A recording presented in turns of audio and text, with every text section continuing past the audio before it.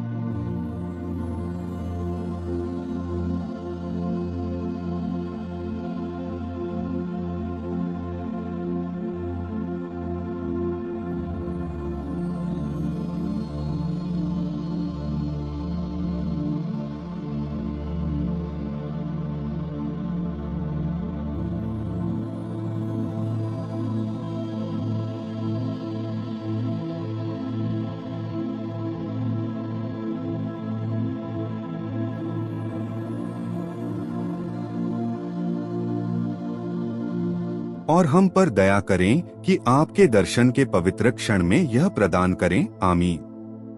मैं सर्वशक्तिमान पिता परमेश्वर में विश्वास करता हूँ, जो स्वर्ग और पृथ्वी के सृष्टिकर्ता हैं, और उनके एकलौते पुत्र हमारे प्रभु यीशु मसीह में, जो पवित्र आत्मा से गर्भ में आए, कुंवारी मरियम से जन्मे, पोंतियुस पिलातुस के समय दुहक उठाया, क्रूस पर चढ़ाए गए, मरे और गाड़े गए, वे अधोलोक में उतरे, तीसरे दिन मरे हुओं में से जी उठे, वे स्वर्ग पर आरोहण कर गए और सर्वशक्तिमान परमेश्वर पिता के दाहिने बैठे हैं।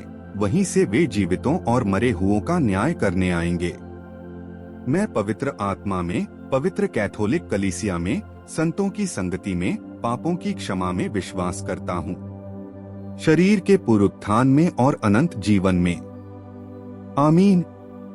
हे हमारे पिता जो स्वर्ग में है, तेरा नाम पवित्र माना जाए, तेरा राज्य आए, तेरी इच्छा जैसे स्वर्ग में पूरी होती है वैसे पृथ्वी पर भी हो। आज हमें हमारा दैनिक भोजन दे और हमारे अपराध क्षमा कर, जैसे हम भी अपने अपराधियों को क्षमा करते हैं, और हमें परीक्षा में न डाल, परंतु हमें बुराई से बचा, आमीन। हे मरियम, अनुग्रह से परिपूर्ण, प्रभु तुम्हारे साथ है, तुम स्त्रियों में धन्य हो और तुम्हारे गर्भ का फल यीशु धन्य है।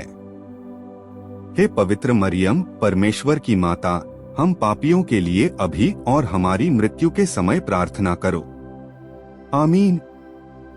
हे प्रभु, आज सुबह मैं आपके पवित्र नाम को पुकारते हुए विनती करता हूँ। मैं प्रार्थना करता हूँ कि एक भी बेटा, एक भी बेटी जो आपका नाम पुकारती है, हे प्रभु, शर्मिंदा न हो। हे प्रभु, आपके पवित्र रक्त को स्मरण करते हुए मैं प्रार्थना करता हूँ। आज सुबह आपके पवित्र घायल बाजू के सामने झुककर हम पूजा और प्रार्थना करते हैं। हे प्रभु, जो हमारे लिए क्रूस पर चढ़ाए गए, हे प्रभु, जिनकी पवित्र भुजा हमारे लिए छेदी गई, हे प्रभु, जिन्होंने हमारे लिए कांटों का ताज पहना, हे प्रभु, तेरे बच्चे जो तेरा नाम पुकारते हैं और विनती करते हैं, आज जो जिम्मेदारियां उन्हें उठानी हैं, उन सब के लिए प्रभु ने हमें दिलासा देते हुए कहा, जो लोग परिश्रम करते हैं और बोझ से दबे हैं, मेरे पास आओ, मैं तुम्हें विश्राम दूंगा। हम प्रार्थना करते हैं कि इस प्रार्थना के द्वारा आपके बच्चों को सच्चा विश्राम और शांति प्राप्त हो। जिस बात के लिए तेरे बच्चे अभी भी बोझ से दबे हैं, हे प्रभु, उस बात को आज रात 7 बजे से पहले निपटा दे।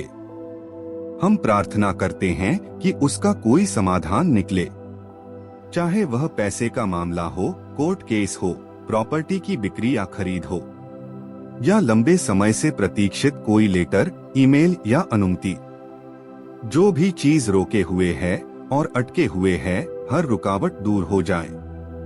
40 दिन के मास के पुण्य के सहारे और पवित्र माता की मध्यस्थता से जो कृपासन की वेदी पर जीवित स्वरूप में प्रकट हुई, मैं यीशु के नाम पर हुक्म देता हूँ।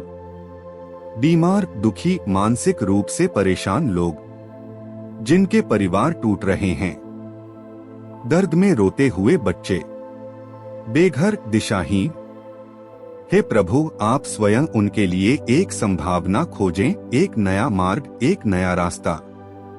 हे प्रभु, मैं प्रार्थना करता हूँ, उनकी सहायता करें।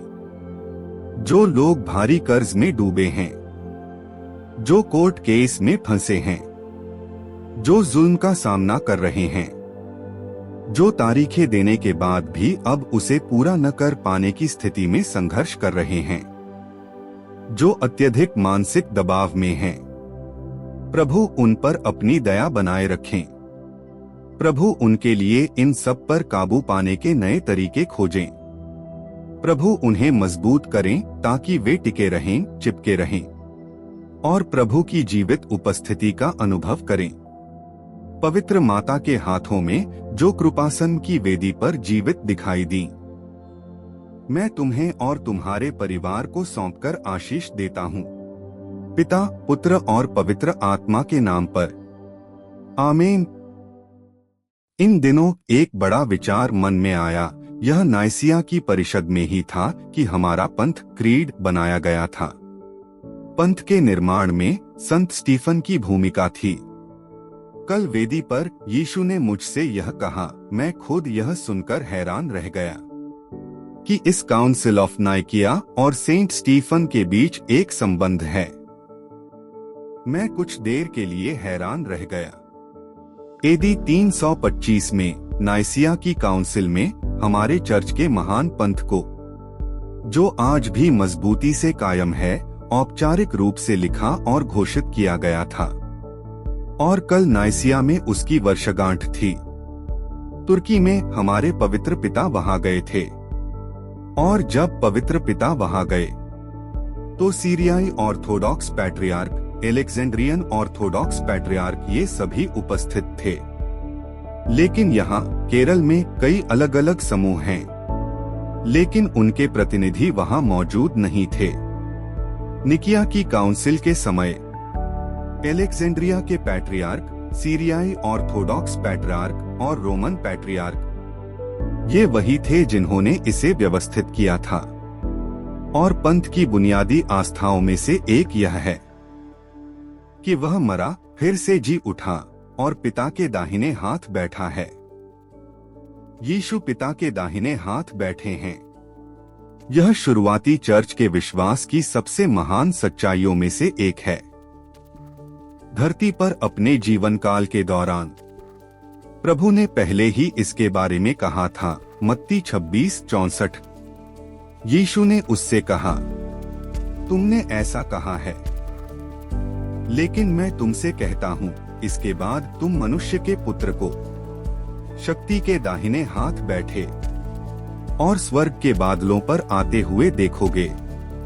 यह वह स्वर्गीय रहस्य है जिसे मसीह ने स्वयं प्रकट किया।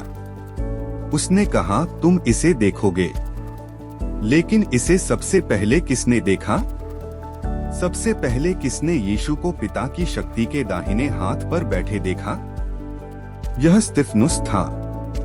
प्रेरितों के काम 7:55। परंतु उसने पवित्र आत्मा से परिपूर्ण होकर स्वर्ग की ओर ध्यान से देखा और परमेश्वर की महिमा को तथा यीशु को परमेश्वर की दाहिनी ओर खड़े हुए देखा। तो यीशु ने कहा था, तुम देखोगे, लेकिन इसे सबसे पहले किसने देखा? स्तिफनुस ने। स्तिफनुस ने जो दर्शन देखा वही प्रारंभिक कलीसिया का दर्शन है। यही वह दर्शन है जिसे नाइसिया की काउंसिल ने पंथ में व्यक्त किया। आज भी हम यही कहते हैं।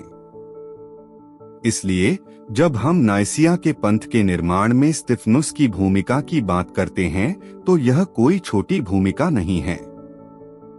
सच में यह बहुत गहरी और अर्थपूर्ण है।